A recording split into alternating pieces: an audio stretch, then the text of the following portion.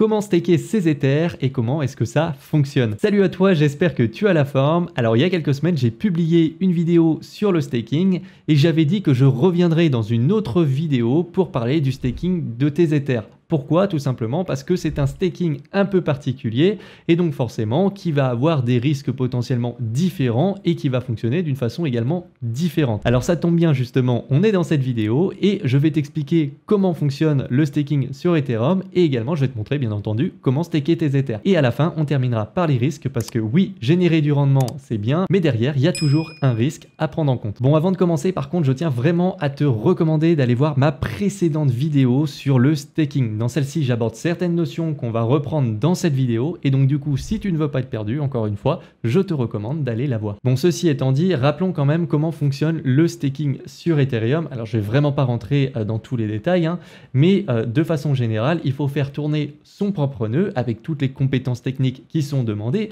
mais surtout, il faut verrouiller 32 Ethers. Et là, ça constitue une énorme barrière à l'entrée, c'est-à-dire que c'est clairement pas monsieur et madame tout le monde qui va pouvoir faire ça. Donc, c'est pour ça du coup que des alternatives après se sont présentées. Donc, il y a par exemple Lido ou Rocket Pool qui te permettent de staker pour toi tes Ethers à ta place et du coup de te générer des revenus passifs. Alors le plus connu et le plus répandu c'est Lido, il est même intégré dans énormément de wallets maintenant. Donc c'est vraiment celui-ci que je vais te présenter aujourd'hui, comme ça tu comprendras le fonctionnement complet de ce truc là et comme ça tu sauras également à quel risque tu t'exposes. Bon, pour expliquer comment fonctionne Lido, en fait c'est assez simple. Lido c'est un protocole décentralisé dans lequel tu vas pouvoir staker des Ethers. Alors c'est-à-dire que quand tu vas déposer tes Ethers, Lido va les répartir sur un ensemble de validateurs. Alors tu en as environ 30 au moment où je tourne cette vidéo et ce qui va se passer c'est que ces validateurs, en utilisant tes Ethers et en les stackant dans leur nœud, ils vont pouvoir générer des revenus passifs et ça de deux façons. La première, ça va être forcément tout ce qui va être lié aux récompenses quand ils vont inscrire un bloc et aux frais de transaction. Et il y a une deuxième façon, c'est grâce à l'extraction de la MEV. Alors je vais pas rentrer dans le détail, j'en ai déjà parlé dans une précédente vidéo où je parlais de la censure sur Ethereum, mais pour simplifier, la MEV c'est une façon tout simplement de réorganiser les transactions dans un bloc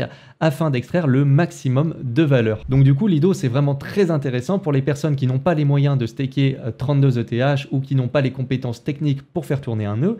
Et en plus de ça, ce qu'il y a de bien, c'est que tu ne te casses pas du tout la tête. Ce sont des validateurs qui vont tout gérer pour toi. Alors ce qu'il faut quand même savoir, c'est que Lido va quand même se prendre une commission de 10% pour son fonctionnement et pour se rémunérer. Alors maintenant que tu as compris en gros comment ça fonctionne, il faut que je t'explique aussi ce qui va se passer quand tu vas staker tes Ethers.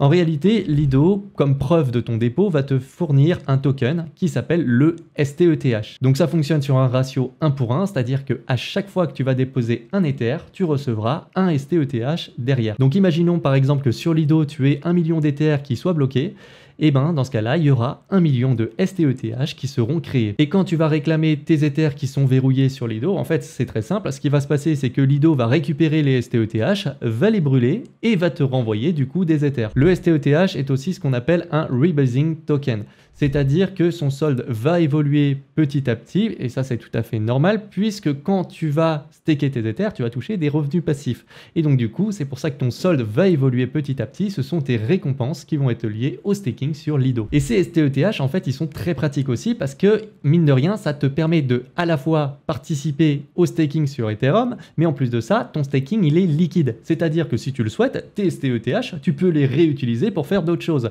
C'est ce qu'on appelle d'ailleurs du liquid staking, c'est-à-dire que ton staking, il est liquide. Donc par exemple, tes STETH, si tu le souhaites, en plus, tu vas pouvoir les faire travailler sur la DeFi.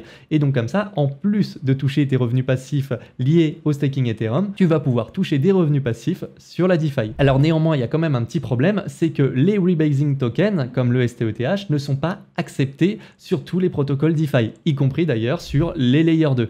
Et c'est pour ça que Lido a une version wrappée du STETH, donc qui s'appelait le WSTETH, et qui lui par contre sera accepté partout sur la DeFi, enfin sur les protocoles qui acceptent de le lister. Alors cette version wrappée, du coup tu l'auras compris, ce n'est pas un rebasing token. Donc comment est-ce que ça va fonctionner? Le mécanisme va être quelque peu différent, mais in fine c'est la même chose. C'est-à-dire que cette fois-ci tu ne vas pas toucher des récompenses au fur et à mesure. Ce qui va se passer en fait, c'est que c'est le prix de ton jeton qui va augmenter. Et si tu regardes d'ailleurs, un WSTETH vaut plus qu'un STETH ou qu'un Ether. Et ça s'explique tout simplement par le fait que le prix du jeton augmente petit à petit au fur et à mesure du temps, puisqu'il incorpore à l'intérieur les récompenses de staking. Et donc du coup, ce token va vraiment être très pratique, puisque tu vas pouvoir l'utiliser quasiment partout. Bon, maintenant que tu as compris ça, et si ce n'est pas assez clair, ce que je te propose de faire, c'est de passer du coup sur mon écran, et je vais te montrer du coup le protocole Lido, enfin du moins son interface, et je vais te montrer comment te procurer des STETH et des WSTETH si ça t'intéresse. Voici l'interface. Alors c'est très simple, hein, sur Lido, tu cliques sur Stake Now et ça va t'emmener ici. Alors, tu verras qu'on ne stake pas uniquement des Ethers avec Lido, hein. Comme je te l'ai dit, c'est un protocole extérieur. Alors nous, du coup, c'est Ethereum qui va nous intéresser. On va cliquer dessus et ça va nous ouvrir une petite page. Alors, sur cette page, tu auras déjà toutes les fonctionnalités. Donc, tu as des onglets, Stake, Wrap, Withdrawal et Rewards. Alors, forcément, les noms sont très parlants. Alors, on va les faire un par un. Si je veux staker des Ethers, bah c'est ici, ça se tombe très bien. J'ai juste à rentrer le montant que je souhaite staker. Alors forcément, il faudra que je connecte un wallet, hein, donc là, je peux le faire. C'est mon wallet vidéo de toute façon. Tac. Et je vais cliquer sur Connect. Voilà. Donc là, je n'ai forcément pas du tout le bon montant. Alors, je vais rentrer, par exemple, si je veux un ETH, ce qu'il faut savoir, je vais recevoir un STETH. Je vais avoir des rewards fees de 10%, c'est ce que je te disais, hein, c'est ce que prélève le protocole Lido sur les récompenses. Alors après, si tu as des questions, tu auras des réponses ici. Tu vas pouvoir du coup wrap, si tu le souhaites, tes STETH ou directement un ETH, c'est-à-dire que tu envoies le montant de ce que tu veux. Tu cliques, tu rentres le montant et tu vas pouvoir encore une fois staker. Alors à chaque fois, quand tu vas cliquer ici, forcément, ça va t'ouvrir une fenêtre avec ton wallet et il faudra signer la transaction. Mais ça, je suppose que tu sais faire, hein, tu n'as pas besoin que je te le montre. Si tu souhaites retirer à ce moment-là, eh ben, c'est très simple. Tu vas faire le processus inverse ici, hein, c'est-à-dire que tu rentres tes STETH ou tes WSTETH et à la fin, tu repartiras avec des Ethers. Donc voilà, c'est tout bête. Alors il faut juste prendre en compte que si tu es sur le réseau Ethereum, ça va coûter forcément plus de frais parce que forcément là, c'est un réseau qui est assez cher et qui est encore en transition justement pour augmenter la scalabilité et réduire le nombre de transactions, les frais de transaction. Alors, ce qu'il faut savoir aussi, c'est que tu vas avoir ici la partie reward, hein, c'est-à-dire que sur le STETH, tes rewards tomberont quotidiennement ici. Alors, maintenant, tu vas peut-être te dire, ouais, mais maintenant, si c'est cher sur le réseau Ether, moi, j'ai pas beaucoup d'Ether à staker, hein, j'en ai 0,1, 0,2 et j'aimerais quand même pouvoir staker. Alors, ce que tu peux faire dans ce cas-là, et tu le remarqueras, ici au tout début, c'était marqué que tu pouvais aussi avoir des WSTETH sur Arbitrum et Optimism, qui sont des layers 2 d'Ethereum, et là, les frais sont beaucoup moins importants.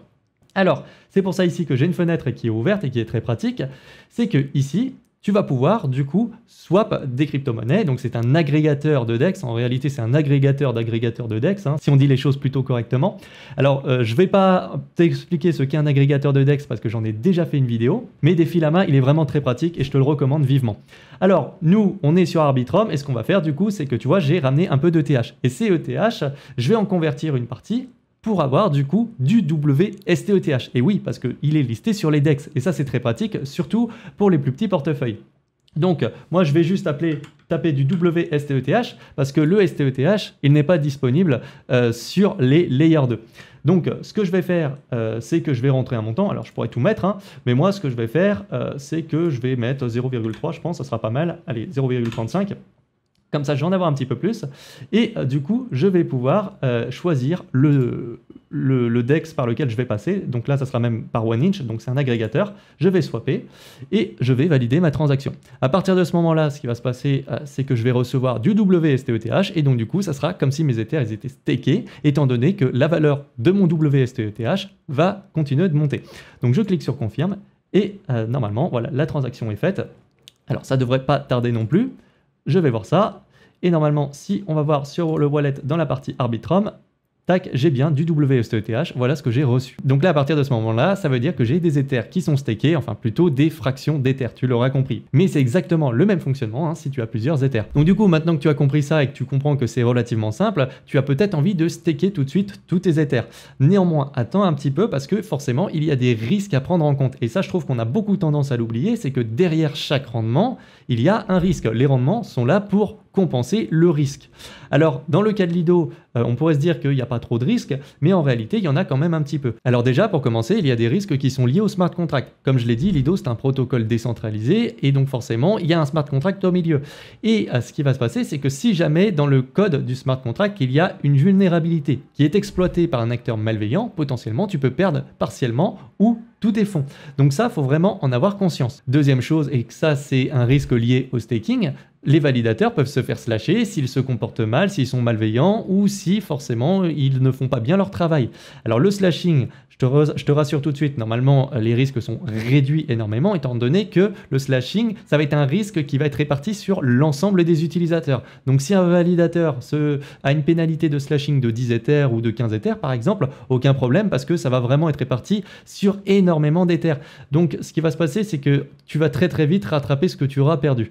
Mais il faut quand même avoir ça en tête et s'il y a un validateur qui fait absolument n'importe quoi, le slashing peut quand même coûter un petit peu cher. Il y a également un risque de dépeg à prendre en compte, c'est que un STETH vaut un ETH, mais c'est déjà arrivé par le passé que ça n'était pas le cas. Alors c'était pour des raisons particulières, parce qu'avant, on ne pouvait pas ressortir les Ethers, mais on n'est pas à l'abri qu'il y a un problème qui cause un dépeg pour X ou Y raison, et donc là, forcément, c'est un risque à prendre en compte. Alors, je peux te donner un exemple de ce qui pourrait causer un dépeg, et d'ailleurs, c'est un autre risque à prendre en compte, c'est dans le cas où un validateur se barre avec la caisse. Alors, il y a peu de chance, parce que ce sont des validateurs connus qui sont triés sur le volet, mais ça peut quand même arriver, c'est faible comme probabilité, mais ça peut encore une fois arriver. Donc, il faut avoir ce risque en tête, encore une fois. Et un autre risque aussi à prendre en compte, eh ben, ça va être les risques qui vont être liés au blockchain que tu vas utiliser. Donc, si tu es sur Ethereum, bon, forcément, ton risque il va être limité, mais tu auras quand même les risques. Si Ethereum se pète la gueule, eh ben, tu perdras de l'argent. Pareil, si tu utilises par exemple du WSTETH sur Arbitrum ou sur Optimism, bah, si ce layer 2 a vraiment une grosse faille critique majeure, eh ben, potentiellement, ça peut te causer du préjudice également. Donc, faut avoir ça en tête. Il faut faire attention aussi sur quel réseau tu sécurises tes actifs. Alors bien entendu, mon but, c'est clairement pas de te faire peur et de te dire que le protocole Lido, c'est pas du tout une bonne chose. Non, ça c'est à toi de le déterminer. Mon but à moi, c'est juste de te présenter l'outil, de te présenter les risques et avec ça, en fonction de ton profil, de ce que tu as à staker et de tes objectifs, que tu te cuisines ta propre recette avec tous ces risques et de ces opportunités et que tu te dises, ok, bah peut-être que je vais pas staker tous mes Ethers, je vais peut-être en staker 50%, j'en sais rien, 20%. Après, je vais peut-être aller voir du côté de Rocket Pool et je vais me faire une stratégie autour de ça pour pas mettre tous mes œufs dans le même panier, mais quand même générer certains revenus passifs. Et ça, encore une fois, je pense qu'il n'y a pas de meilleure personne que toi pour le faire, bien entendu en faisant tes propres recherches, parce que déjà, d'une part, je suis pas conseiller en investissement et même un conseiller en investissement, il pourra jamais mieux te comprendre que toi-même. Donc, plus tu auras de connaissances sur le domaine, mieux ce sera et ça commence par la bonne compréhension des risques auxquels tu t'exposes. Donc voilà pour le protocole Lido. Et encore une fois, il y a d'autres protocoles comme ça. Un autre qui est très connu, mais beaucoup moins utilisé, c'est le protocole Rocket Pool, qui a une réputation à être quand même plus décentralisé. Alors forcément, ça va pas fonctionner exactement de la même manière, mais le principe derrière, c'est à peu près la même chose. Donc j'invite à te renseigner. Après, si tu veux, je peux faire une vidéo à ce sujet, si jamais ça t'intéresse. Sinon, comme d'habitude, en attendant, si tu as des questions, des choses à ajouter, faut pas hésiter à le faire en commentaire. Si la vidéo t'a plu, n'hésite pas à me mettre un petit like, à t'abonner et à activer la cloche des notifications pour ne pas louper les prochaines vidéos. Je te dis à la prochaine. Ciao!